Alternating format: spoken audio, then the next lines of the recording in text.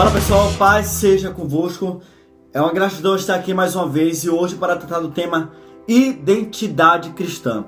No livro de Apocalipse, no capítulo 21, no versículo 8, fala bem assim: mas quanto aos tímidos, aos incrédulos, aos abomináveis e aos homicidas, aos fornicadores e aos feiticeiros e aos idólatras e a todos os mentirosos, sua parte será no lago que arde com fogo e enxofre, o que é a segunda morte. Aqui ele está falando de 8 classes de pessoas que não entrarão no reino dos céus. E muitas vezes nós colocamos os pecados, como por exemplo da prostituição ou da feitiçaria, acima de tudo. Mas o versículo 8, bem no comecinho, fala que quanto aos tímidos, não herdarão o reino dos céus. Então o que seria na verdade essa timidez? Ah, Mateus, timidez seria...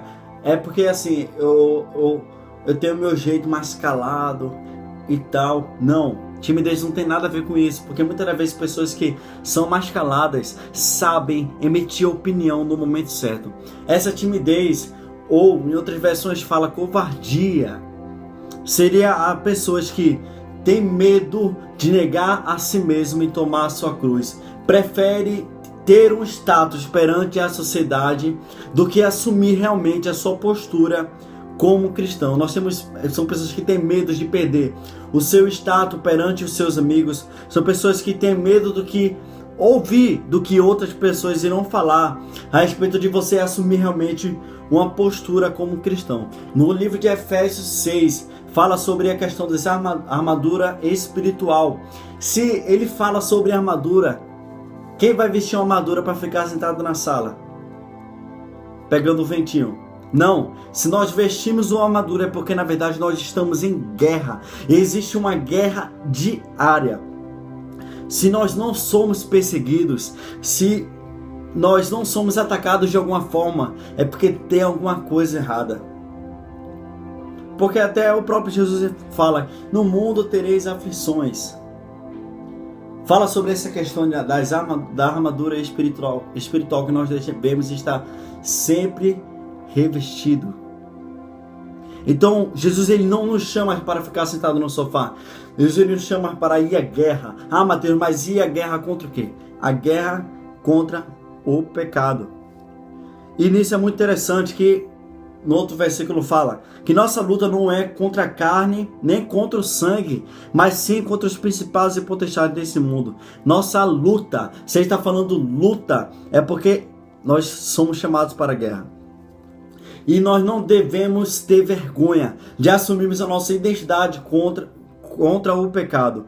Jesus ele fala: se o mundo vos odeia, é porque vós não pertenceis a esse mundo. Se o mundo nos amasse, é porque a gente pertence a esse mundo. Mas já que ele não ama, é porque nós não pertencemos a ele. Nós fazemos parte do reino de Deus. A ideia aqui, meu amigo, não é ser gospel. A ideia aqui não é pregar um evangelho que não seja de cruz. Porque o evangelho em si, o cristianismo em si, desde a sua fundação com Jesus Cristo até os dias de hoje, sempre foi uma contracultura. Por que contracultura? Porque a cultura ela é contaminada pelo pecado. E tudo isso, e toda essa negação a si mesmo, negação pelos status, negação por busca de fama, negação por todas essas coisas, negação pelo pecado. Porque quanto maior a nossa morte para esse mundo, quanto maior a nossa negação para esse mundo, mais vidas serão alcançadas, mais vidas serão geradas através da nossa redenção. Que só há como brilhar a luz do Espírito Santo se a escuridão do nosso coração for lançada fora. Porque nós somos, como diz e no livro de Mateus, sal da terra e luz para esse mundo. Agora, se nós começarmos a viver de uma forma que as pessoas não começam a ver diferença entre as pessoas que estão no mundo e nós, o que será do evangelho? Será feito de escândalos como nós temos vistos até os dias de hoje, escândalo de corrupção, escândalos de entre outras e outras coisas. Nossas atitudes precisam mudar.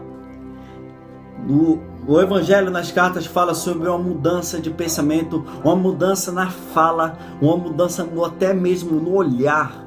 Jesus ele cita, quando ele fala, se com o teu olho desejares, em teu coração já terá cometido adultério. O que ele fala? Muda a tua maneira de olhar. Entre outros versículos que falam, aquele que minta, não minta mais.